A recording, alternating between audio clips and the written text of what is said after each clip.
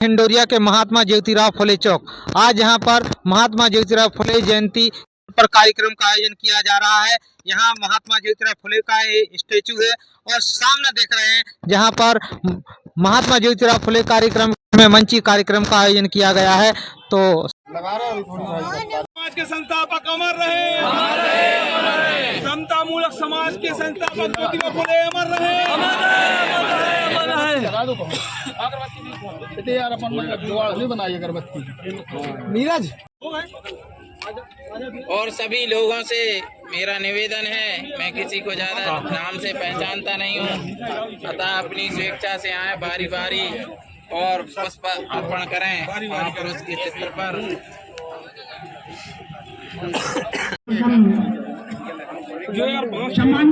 एक मास लंबा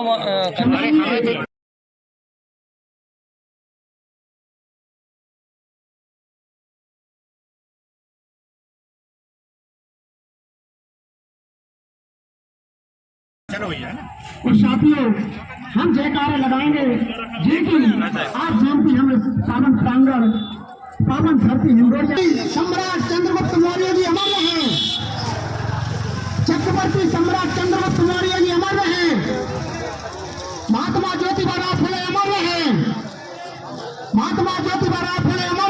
उसे जन जन तक पहुंचाने का काम करें। सभी सम्मानित अतिथियों से बार बार विनम्र निवेदन है कि वो आए और आसन ग्रहण करें।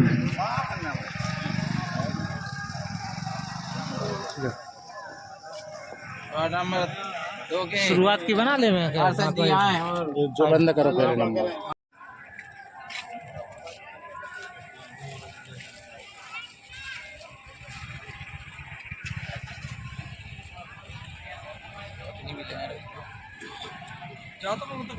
करें भूपेन जी। अतः सभी अतिथियों से निवेदन है कि महापुरुषों के चित्र पर माल्यार्पण के लिए आदरणीय लक्ष्मण पटेल जी नगर उपाध्यक्ष को पहुँचें और महापुरुषों के चित्र पर माल्यार्पण करें।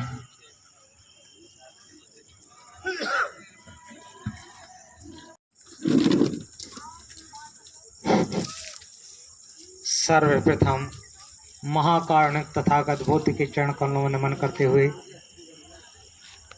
सत्यशोधक समाज के संस्थापक और शिक्षा की ज्योत जगाने वाले भारतवर्ष में महान क्रांतिकारी महात्मा ज्योतिराव फुले जी के चरण कमलों में नमन करते हुए बेजुबान को जुबान, नारी को सम्मान, भारत को संविधान देने वाले बाबा साहब डॉक्टर भीमराव अम्बेडकर जी के चरण कमलों में नमन करते हुए और भारत को जो टुकड़ों टुकड़ों में बटा हुआ था, टुकड़े वाले भारत को अखंड भारत बनाने वाले चंद्रगुप्त मौर्य जी के चरण कमलों में नमन करते हुए आज उपस्थित इस कार्यक्रम में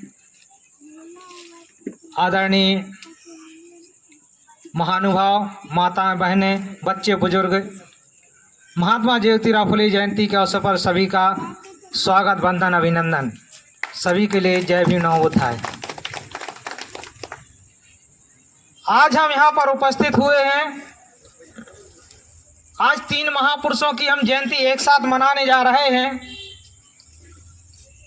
तो हमें सबसे पहले जो भारतवर्ष में तथागत बुद्ध ने ऐसी परिस्थिति में जब सदियों की दबी कुचली व्यवस्था को चुनौती दी और उस व्यवस्था को सुधारने के लिए तथागत बुद्ध ने ज्ञान की अलख जगाई और भारतवर्ष में ही नहीं, एशिया के अनेक देशों में धर्म का प्रचार करके एक अखंड भारत का निर्माण किया और विदेशों में भी जाकर के धर्म का प्रचार किया और ज्ञान की ज्योति जलाने का काम किया। उसी बात को आगे बढ़ाने के लिए चंद्रगुप्त मौर्य ने, जिसे चक्रवर्ती सम्राट कहा जाता है, और उन्होंने महापुरुषों की विचारधारा को स्वीकार करते हुए अखंड भारत का निर्माण किया। और इसी श्रृंखला में हुए सन जो सम्राट अशोक सेना जिसके तत्वाधान में कार्यक्रम हो रहा है, तो सम्राट अशोक के अलावा दुनिया में किसी भी राजा को के सामने महान नहीं लिखा जाता। एक से एक राजा हुए, भारतवर्ष में हुए या विश्व में कहीं पर भी राजा हुए, लेकिन सम्राट अशोक के अलावा किसी भी राजा के सामने सब महान नहीं लगाया जाता। इसका क्या कारण है, इस बात को हमें समझने की जरूरत है। अगर हम इस बात को समझ पाए, महापुरुषों की विचारधारा को समझ पाए, तो हम वास्तव में महापुरुषों के सच्चे अनुयायी हैं। तो सम्राट अशोक को महान क्यों कहा जाता है, इस बात के लिए हमें समझने के लिए सबसे पहले बाबा साहब डॉक्टर भीमराव अम्बेडकर की उस बात को समझना होगा। जब बाबा साहब अम्बेडकर अमेरिका पढ़ने के लिए गए थे, वहाँ की कॉलेज जो यूनिवर्सिटी थी, उस दीवार पर लिखा हुआ था कि महापुरुष हमेशा अमर रहते हैं। बाबा साहब अम्बेडकर ने उस स्लोगन को देखा, उस स्लोगन को मिटा दिया और लिख दिया कि महापुरुष मर जाते हैं। जो प्रोफेसर वहां के पढ़ा रहे थे, बाबा साहब को पढ़ाने वाले जो प्रोफेसर थे, उन्होंने देखा कि इस वाक्य को किसने मिटाया है। उन्होंने कहा कि जो भीमराव अम्बेडकर नाम का जो युवक है, विद्यार्थी है, उसने इस पंक्ति को मिटाने का काम किया है। तो उनको बुलाया गया और उन्होंने से पूछा कि बताइए आपने कैसे ये मिटाया इस लाइन के लिए कि महापुरुष मर जाते हैं। तो बाबा साहब अम्बेडकर ने कहा कि जब महापुरुष के विचार मर जाते हैं तो महापुरुष मर जाते हैं, और महापुरुष के विचार जिंदा रहते हैं तो महापुरुष जिंदा रहते हैं। तो सम्राट अशोक ने तथागत बुद्ध के विचारों को भारतवर्ष में ही नहीं, अपने पुत्र पुत्री को संघ में दान दे करके ज्ञान का प्रचार करने के लिए भारतवर्ष तो छोड़ो, इंडोनेशिया, श्रीलंका, बर्मा, जहां तक धर्म के प्रचार के लिए भेजा और ज्ञान का प्रचार प्रसार किया। इसलिए सम्राट अशोक के सामने महान शब्द उपयोग किया जाता है। इसलिए आज हम सम्राट अशोक महान को समझने का प्रयास करें, महापुरुषों की विचारधारा को समझने का प्रयास करें। तो आज हमारा समय होने जा रहा है और रात्रि का समय है, हम ज़्यादा समय ना लेते हुए बस यही कहेंगे कि महापुरुषों ने हमारे लिए एकता के सूत्र में बांधने का काम किया है। बाबा साहब अम्बेडकर ने जब देखा कि हम 6743 जातियों में बटे हुए थे, बाबा साहब अम्बेडकर ने संविधान के माध्यम से हमें 4 भागों में समाहित कर दिया। वैसे तो 3 भागों में किया, लेकिन पूरे देश को 4 भागों में, SC, ST और OBC। अगर हमने बाबा साहब की विचारधारा को स्वीकार किया होता और बाबा साहब की विचारधारा को सही तरीके से माना होता, तो आज हम 3 की जगह 1 हो गए होते। लेकिन हम महापुरुषों की विचारधारा को हम पीछे ले जाने का काम कर रहे हैं। आज भारतवर्ष में देखें तो संगठनों के नाम पर हजारों संगठन मौजूद हैं। आज भारतवर्ष का रिकॉर्ड उठा के देखा जाए तो कम से कम 20,000 संगठन रजिस्टर्ड हैं। 6,000 की जगह हम 20,000 टुकड़ों में बट गए। क्या हम महापुरुषों की बात को स्वीकार कर रहे हैं या उनके विचारों को मानने का काम कर रहे हैं? हमें सोचने और समझने की जरूरत है। तो हम इन बातों को समझने का प्रयास करें और महापुरुषों की विचारधारा को जन तक पहुंचाकर और एकता के सूत्र में बनने का प्रयास करें। तो ज्यादा ना कहते हुए बस 2 लाइनों के साथ अपनी बात को समाप्त करूंगा। कर सको तो अपनी वाणी में असर पैदा करो, कर सको तो अपनी वाणी में असर को पैदा करो। रुख हवाओं का बदल दो, ऐसा हुनर पैदा करो। रुख हवाओं का बदल दो, ऐसा हुनर पैदा करो। और सम्मान के साथ जीना है इस देश में यारो, तो हर घर में एक अम्बेडकर अनुयायी पैदा करो। जय भीम, जय भारत, जय संविधान, वंदे मातरम। समाज में जागृति पैदा करनी होगी, समाज को आगे बढ़ाना होगा। तो आज हम 199वीं जयंती महात्मा ज्योतिबा फुले की मना रहे हैं। माता सावित्रीबाई फुले जो उनकी अर्धांगिनी है, उन दोनों को हम सत्सर नमन करते हैं। हम समस्त यहाँ उपस्थित जितने भी हमारे समस्त जनमानस गण हैं, मैं उनसे अनुरोध करता हूं कि आज हम अगर ज्योतिबा फुले, महात्मा ज्योतिबा फुले की जयंती मना रहे हैं तो उनके द्वारा लिखित किताबों को हम जरूर पढ़ें। अगर हम उनके द्वारा लिखित किताबों को नहीं पढ़ते तो हम कितनी भी जय बोल लें, कुछ होने वाला नहीं है, कभी कुछ नहीं हो सकता। अब कुछ लोग ऐसे हैं जिन पे पढ़ते नहीं बनता। समस्या यह भी है कि समाज ने उनको बंदिश बना के रखा कि वो पढ़ नहीं पाए, उनके पास गरीबी रही, वो स्कूल नहीं जा पाए। तो उनको कैसे समझाएं हम, या उनको कैसे बताएं कि एक किताब में महात्मा ज्योतिबा फुले ने क्या लिखा? तो भैया आजकल मोबाइल में सब कुछ आता है। यूट्यूब पर आप बोल दें कि महात्मा ज्योतिबा फुले द्वारा लिखित किताबों को सुनाइए, इतना बोल देंगे आप यूट्यूब पर, तो वो महात्मा ज्योतिबा फुले की किसान का कोड़ा और गुलामगिरी 2 सबसे महत्वपूर्ण किताबें हैं जो इस पूरी भारत भूमि की व्यवस्था को बदलने के लिए काफी है। अगर वो 2 किताबें आप सब अपने परिवारों में पढ़ाएंगे और पढ़ेंगे तो निश्चित है कि जो भेदभाव और जो अस्पृश्यता हमारे बीच में मन में भरी हुई है वो मन से खत्म हो जाएगी। हमें अपना यथार्थ, अपनी वास्तविकता और अपनी भूमि समझ में आ जाएगी कि हम तो इस देश के शासक थे यार, हमें गुलाम किसने बनाया? हमारे पूर्वज तो राजा महाराजा रहे हैं। तथागत बुद्ध शाक्य वंश के थे, सम्राट अशोक मौर्य वंश के थे, ये हमारे वंशज हैं और हम इनके वंशज होते हुए भी आज 2-2, 3-3, 1-1 एकड़ जमीन के लिए लड़ रहे हैं अपने ही भाई बंधु से।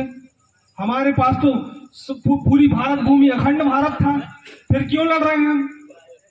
ये बात बहुत सोचने वाली है और जब तक हम इस बात को सोचेंगे नहीं, समझेंगे नहीं, तब तक हम सरकार से, अपने लोगों से, या जो लोग बोलते हैं कि आप इसी कैटेगरी के हो, उन लोगों से सवाल नहीं कर सकते, क्योंकि सवाल तर्क के लिए तर्क का जन्म देता है। सवाल ये पूछता है कि भैया हम तो एक ही समान रूप से पैदा होने वाले मनुष्य हैं, फिर तुम कुशवाहा और हम मेहरवाल कैसे हो गए?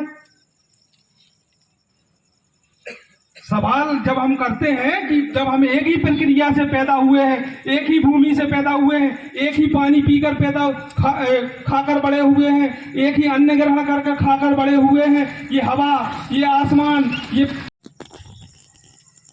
ऐ भीम तेरे कारण मनु बहादुर हो रहा है, ऐ भीम तेरे कारण मनु बहादुर हो रहा है, ऐ भीम तेरे कारण मनु बहादुर रो रहा है, ऐ भीम तेरे कारण मनु बहादुर हो रहा है। तेरा संविधान इनकी लुटिया डुबो रहा है, तेरा संविधान इनकी लुटिया। सर्वप्रथम भगवान गौतम बुद्ध है जो कि शाक्त समाज से आते हैं और शाक्त समाज कुशवाहा, जैसे हम लोग कुशवाहा लिखते हैं, कहीं मौर्य लिखते हैं, कहीं हरदिया लिखते हैं, अन्य क्षेत्रों में कहीं सैनी भी लिखते हैं। उनमें जन्मे जो कि हमारे महापुरुष हैं भगवान गौतम बुद्ध है और अखंड भारत की निर्माता जिनकी आज हम जयंती भी मना रहे हैं चंद्रगुप्त मौर्य जी और बाबा साहब अम्बेडकर जिन्होंने हमें संविधान दिया, हमें मौलिक अधिकार दिए, इनको नमन करता हूँ। सम्राट अशोक महान जिन्होंने इस भारत को एक नई पहचान दी, उनको नमन करता हूँ। शिक्षा की देवी प्रथम महिला शिक्षिका माता सावित्रीबाई फुले के चरणों में नमन करता हूँ। मैं सभी महापुरुष जो सभी समाजों में जन्मे हैं सभी को नमन करता हूँ और हमारे बीच में जय भीम, जय भारत, जय संविधान। साथियों, काफ़ी समय हो गया है और रात्रि के 10 बज रहे हैं और बहुत दूर दूर से लोग आए हैं, तो मैं सिर्फ 10 मिनट में अपनी बात ख़त्म करने का प्रयास करूंगा। साथियों, आज हम जिस हिंडोरिया नगर में बैठे हैं, आप सबको ज्ञात होगा कुछ समय पूर्व से हमारे भाई हैं जिन्होंने सबसे पहली शुरुआत की थी महात्मा ज्योतिबा राव फुले की जयंती यहाँ मनाने की और ये यहाँ जो मूर्ति स्थापित करने की, उनके लिए मैं बधाई देता हूँ, शुभकामनाएं देता हूँ और इस कारवा को आगे बढ़ाने का काम हम सब मिलकर करेंगे। साथियों, 2 से 3 बार हमारे साथियों ने ज्ञापन दिया है कि महात्मा ज्योतिबा राव फुले की एक बहुत अच्छी यहाँ मूर्ति स्थापित हो और साथ में एक बार मैंने भी यहाँ नगर पालिका में चलकर ज्ञापन दिया था, लेकिन सबको जानकारी है कि आज 11 अप्रैल है और आज सत्य शोधक समाज के निर्माता, जो कि मानव को मानव बना के गए हैं, महात्मा ज्योतिबा राव फुले, उनकी आज जयंती है। और हिंडोरिया में सम्राट अशोक क्रांति सेना के तत्वाधान में ये आज का कार्यक्रम हुआ है, जिसमें हिंडोरिया की कुशवाहा समाज और सम्राट अशोक क्रांति सेना ने हमारे 3 महापुरुषों की जयंती हम लोगों ने यहाँ मनाई है। चंद्रगुप्त मौर्य जी, जिन्होंने अखंड भारत का निर्माण किया, और सत्यशोधक समाज के रचयिता महात्मा ज्योतिबा राव फुले, और चूँकि जिन्होंने हमें संविधान दिया, मौलिक अधिकार दिए, बाबा साहब अम्बेडकर, कि आज हम लोगों ने संयुक्त रूप से जयंती मनाई है। तो आज इस जयंती के माध्यम से आप जनमानस को, समुदाय के लिए, देश के लिए क्या संदेश देना चाहेंगे? देखिए, हमारा संदेश यही है कि जो हमारे महापुरुष हम सबको देकर गए हैं, उनके पद चिन्हों पर हमको चलना है। जो मार्ग वो हमको देकर गए हैं, उस मार्ग पर हम लोग चलें, इसी में देश का कल्याण होगा। और वर्तमान में सरकार जो है देश को बांटने का काम कर रही है, जातियों को बांटने का काम कर रही है। संविधान खतरे में है आज, और अगर हम सब एकजुट होकर के अगर संविधान को नहीं बचाया तो निश्चित है हमारा भारत देश पुनः गुलाम हो जाएगा। और ये मनुवाद हमारे देश के लिए घातक है। हमको संविधान के रास्ते पे चलना है, मनुवाद के रास्ते पर नहीं चलना है। बहुत बहुत धन्यवाद। आज सम्राट अशोक क्रांति सेना का अध्यक्ष हूँ और हमारा संगठन जो है किसी जाति विशेष के लिए काम नहीं कर रहा, संपूर्ण जातियों के लिए काम कर रहा है। जो दबे कुचले शोषित वंचित हैं, जिसके ऊपर अन्याय अत्याचार और शोषण होता है और जिन्हें हक और अधिकार नहीं मिलते हैं, तो हमारा संगठन सभी समाज के लिए हक और अधिकार की बुलंद आवाज़ उठाता है। इस दमोह जिले की पावन धरती से ये बात की छिपी हुई नहीं है।